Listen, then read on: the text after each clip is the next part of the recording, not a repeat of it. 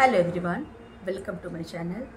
कर्मों का जाल है कलयुग और हर इंसान के कर्मों का हिसाब किताब करने के लिए कल के अवतार का अवतरण हुआ है इस धरा पर। यानी जो इंसान अच्छे या बुरे, पाप या पुण्य, जिस प्रकार के कर्म कर रहा है उसी का अंजाम उस इंसान को फल के रूप में मिलने वाला है।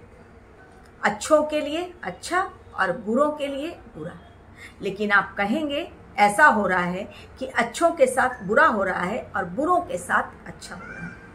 यकीन मानिए और विश्वास कीजिए मेरी बातों पर कि अच्छों के साथ बुरा तभी होता है और बुरों के साथ अच्छा तभी होता है जब उनके पूर्व कर्म भी जुड़ते हैं उनके साथ। यानी इस जन्म में जो फाइनल युग है और फाइनल रूप से खत्म होगा, इस युग में जन्म मरण का चक्कर और स्टार्ट होगा सतयुग। तो उसमें हर इंसान के सारे जन्मों के कर्मों का हिसाब किताब इस जन्म में होने वाला है।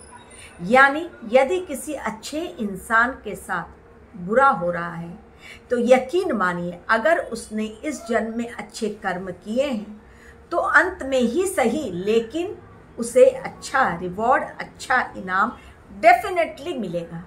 बुरे कर्म जो उसने पहले के किए हैं और जो बकाया है, जो अभी तक उसने नहीं भोगे थे, भगवान उन सबको इस जन्म में उससे भुगवा रहा है।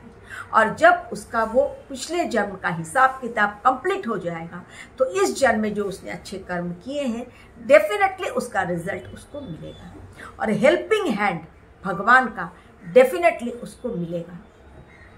दूसरा, बुरे कर्म जो लोग कर रहे हैं उनके संग अच्छा हो रहा है और वो बहुत खुशी का अनुभव कर रहे हैं कि हम बुरा कर रहे हैं और हमारे संग तो अच्छा हो रहा है। अच्छी बात है, उन्हें अहंकार में जीने दीजिए और बुराई का नतीजा यदि उन्हें अच्छाई के साथ मिल रहा है और उनकी आंखों पर अंधकार का पर्दा पड़ा हुआ है तो ये भी होने दीजिए। और आप लोग धैर्य रखिए, कभी भी बुरे इंसान के साथ एक निश्चित समय तक ही अच्छाई होती है। यानी भगवान ढील देते जाते हैं ताकि वो और बुरे कर्म अहंकार के नशे में और अपने पावर पोजीशन के नशे में करता चला जाए और अज्ञानता के सागर में डुबकी लगाता जाए। और जब उसकी पाप की गगरी भर जाएगी तब भगवान सजा देते हैं, क्योंकि भगवान 100 गाली तक समय रखते हैं, धैर्य रखते हैं, 101 गाली पर प्रहार करते हैं। तो हो सकता है जो पापी हैं, दुराचारी हैं, वो पाप और उनके दुराचार कर्मों के कारण जो अब तक आपने देखा है उनके साथ अच्छा व्यवहार हो रहा है। अब समय आएगा इस कलयुग के अंत के पहले उन्हें अपने बुरे कर्मों का बुरा नतीजा भुगतना ही पड़ेगा और तब ही वो जाएंगे आगे के भुगतान करने के लिए। सतयुग में उनका जाने का सवाल ही नहीं है, बैकुंठ में जाने का सवाल ही नहीं, यमलोक जाएंगे और जो भी हिसाब किताब रह जाएगा वहां पर भी उन्हें सजा मिलेगी। अब आती हूं आज के वीडियो के टॉपिक पर कि don't be superstitious on the name of कल की अवतार। कल की अवतार के नाम पर आज बहुत ज्यादा सुपरस्टिशंस फैलाए जा रहे हैं। विश्वास और अंधविश्वास के बीच की लकीर होती है, एक पतली सी लकीर होती है। आप विश्वास कीजिए, श्रद्धा रखिए, लेकिन इसका कतई मतलब नहीं है कि आप कल की अवतार के नाम पर जो लोग भ्रम फैला रहे हैं उनके ऊपर उनको पूजने लगिए और अंधविश्वासी बनकर लोगों पर विश्वास करने लगिए जो कोई जो कुछ कह रहा है। अपनी विवेक और बुद्धि का इस्तेमाल करना कलयुग में बेहद जरूरी है।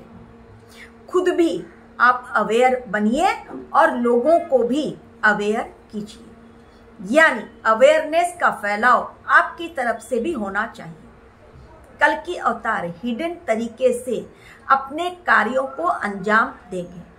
बिल्कुल भी सबके सामने आकर कभी नहीं कहेंगे कि मैं कल की अवतार हूं। इसका कारण क्या है मैंने बतलाया है और फिर अगले वीडियो में भी मैं बतलाऊंगी कि अगर मानव अवतार है तो क्यों सबके सामने नहीं आ रहे, मैं इसके बारे में भी आपको बतलाऊंगी। लेकिन अभी फिलहाल इस वीडियो में इतना ही बता रही हूँ कि आपको अंधविश्वासी नहीं बनना है। अपने ज्ञान और विवेक के माध्यम से लोगों से दुश्मनी नहीं लेनी है, लेकिन एक अपने ज्ञान चक्षु को हमेशा खोल कर रखना है और कल की अवतार से जुड़ने की कोशिश करनी है। रियलिटी में किसी पर विश्वास करके कि हाँ उसने ऐसा कहा वैसा हो जाएगा, वैसा कहा वैसा, ऐसा नहीं। आप भी पढ़े लिखे हैं तो अपनी पढ़ाई लिखाई का, अपने ज्ञान का, अपनी बुद्धि का, अपने विवेक का, भगवान ने आपको भी सोचने समझने की शक्ति दी है।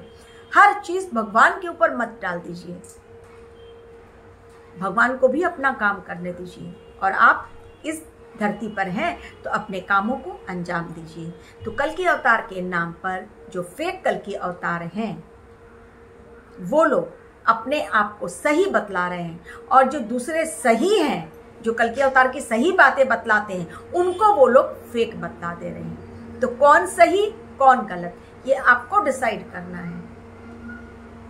YouTube पे कल की अवतार के बारे में बहुत सारे चैनल्स हैं, आपको कहां पर किस चैनल को देखना है ये आपको डिसाइड करना है, ये आपके हाथों में होना चाहिए।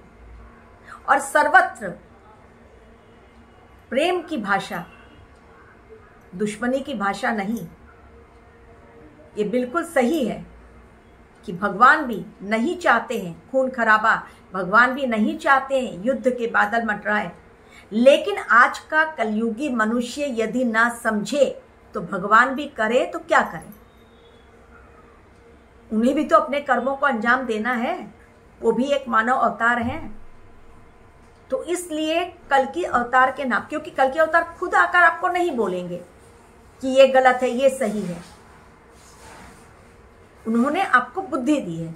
आपको डिसाइड करना है कौन गलत कौन सही, कौन झूठ बोल रहा है कौन सच बोल रहा है। जो झूठ बोल रहे हैं उनको बोलने दीजिए और जो सच बोल रहा है उन्हें भी सच बोलने दीजिए। तो आप अपने ज्ञान चक्षु को खोल के रखिए, अपनी आत्म चेतना को जगाइए, योग साधना से जुड़िए। संन्यास बिल्कुल नहीं लेना है इस दुनिया को छोड़कर।